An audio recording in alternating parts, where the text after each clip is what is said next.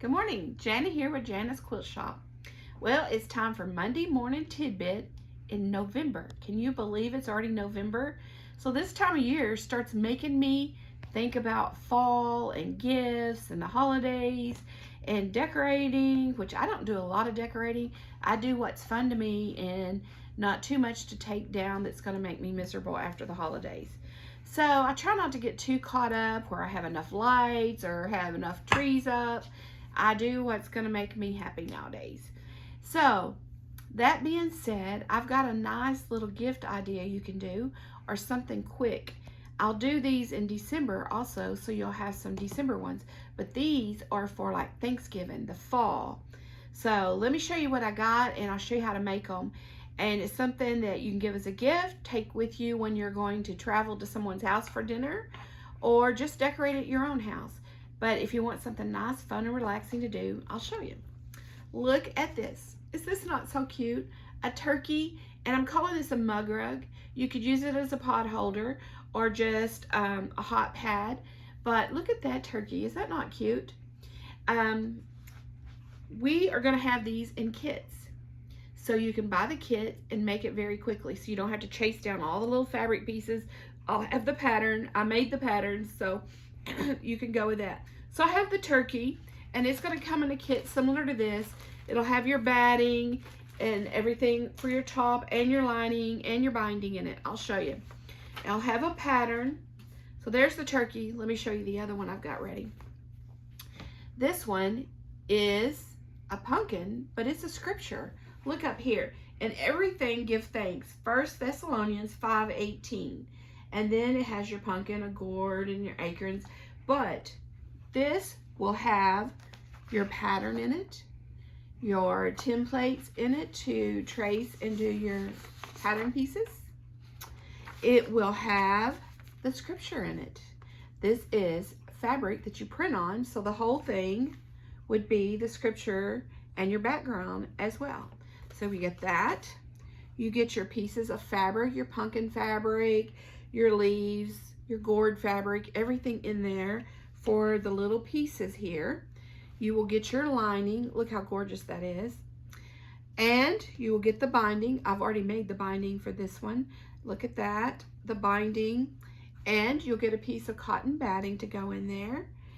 And look at that. When you get done, you've got this. Is that not cute?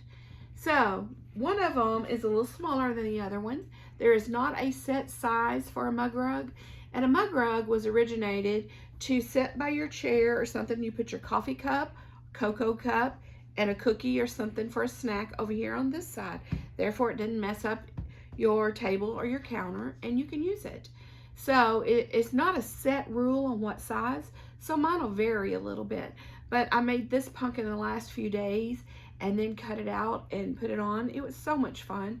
And I love the scriptures. I'm going to have more of them designed where the scripture will be printed for different ones. There will be some for the holidays, for Christmas. And you can buy those already done. Okay, let's get with how you would do the pumpkin one. Let's start with pumpkin, okay? We'll do it. So we're going to make our little pieces. And if you've not done this before, it's pretty quick and easy. So you have your background already ready. So I'm going to take some Heat Bond Light. It's paper on one side and has a glue on the other. So you can tell which side is which. All you need to do is take your pattern, your template. Say, I'm going to do the gourd, okay? Let's do it. So you lay it on, and if you need a light box, put this over a light or a window or something.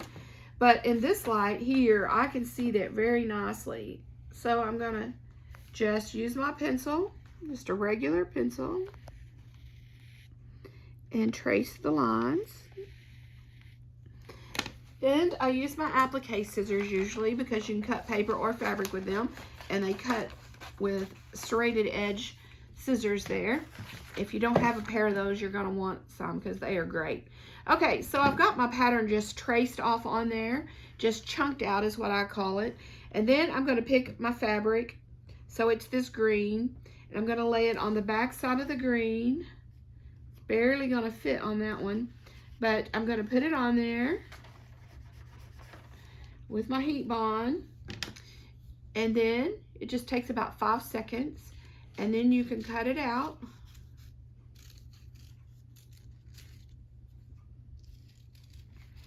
And you cut on the lines this time. You want it neatly cut out. It's like playing paper dolls. You cut your little pieces out. If you haven't done this before, you would like it like while you're watching a movie or something. You get a lot done. Okay, so that's scrap, and you've got your pumpkin, your gourd. This is a gourd.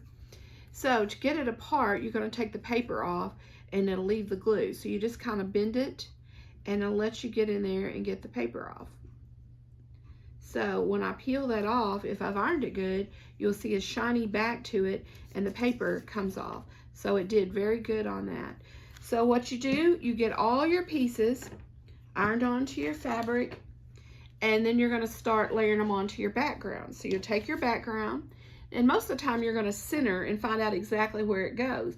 But in this case, we've got our scripture over to the right. We know we're going to have to put the larger piece, the pumpkin, over on the left. So we'll get it out and put heat bond on the back of it, iron it on this side here. But before you iron it all down, you've got to tuck your stem in there. It's the edges and behind that. So then you can press that down, and then you're going to put your leaves on. You can press that on. But this gourd here tucks right behind that leaf. So before you get that tip ironed down, you're going to tuck your gourd in. The gourd has a little cap to it, a little top, the green, and then you've got a green leaf here. And then you have 3 acorns in there. Aren't they cute?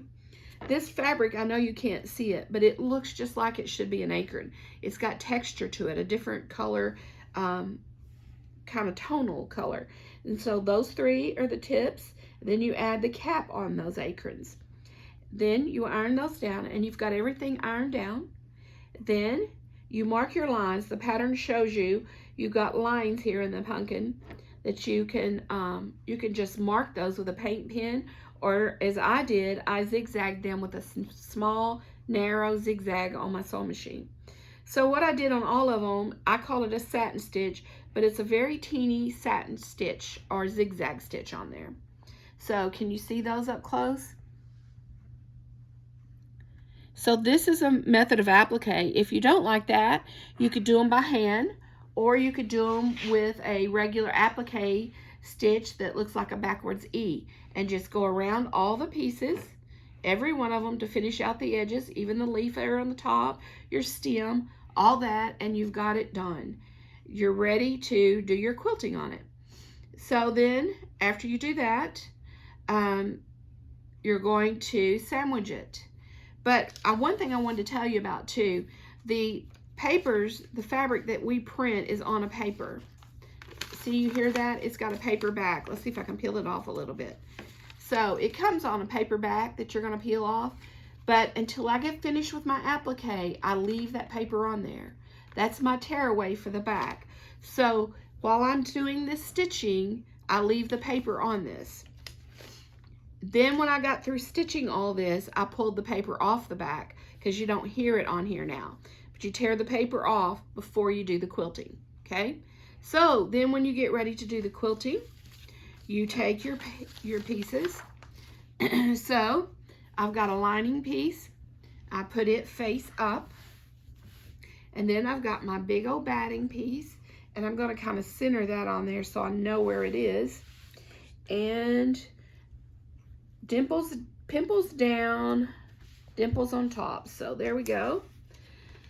Then I'm going to lay my top piece, which at this point I already have it appliqued on, remember? And then I look and see where it is, see if my lines are straight on the back. So there, at this point you're getting ready to quilt.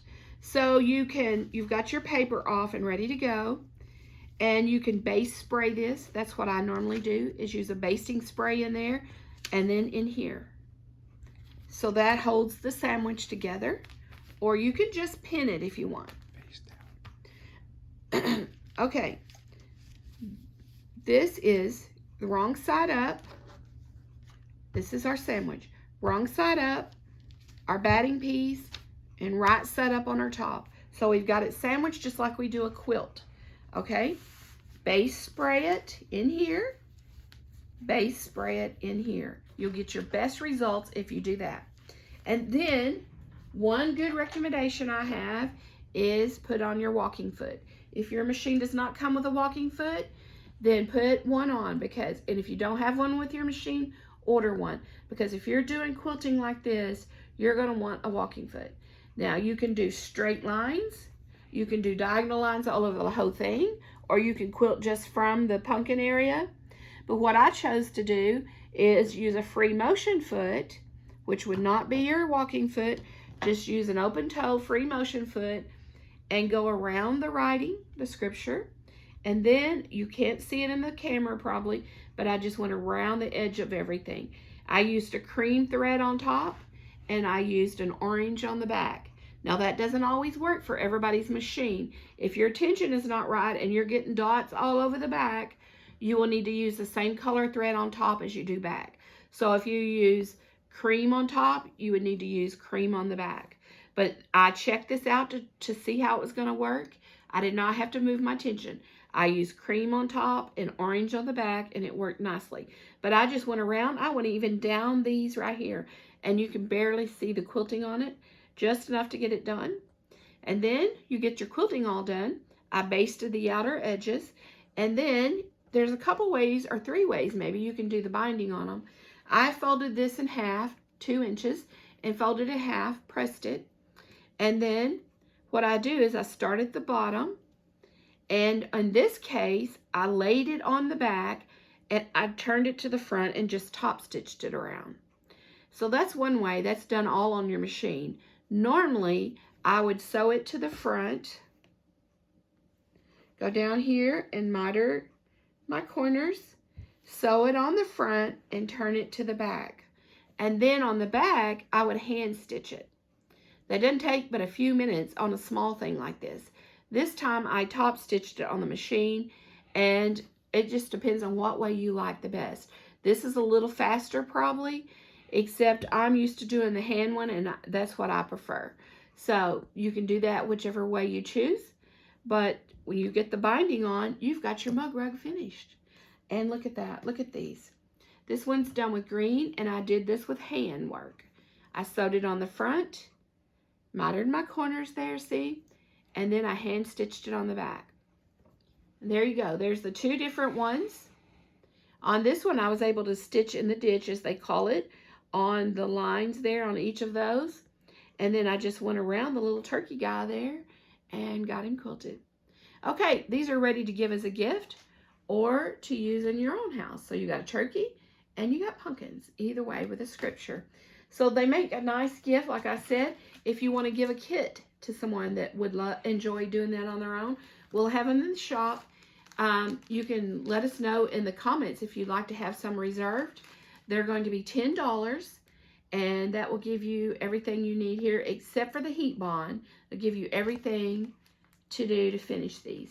Most people have little pieces of heat bond. It won't take but a little, probably a 10 by 10 piece of heat bond for this. Okay, that's it for today. This is our Monday morning tidbit. I hope you enjoyed it, and you'll go out and make some turkey and pumpkins. Okay, thank you and have a great day.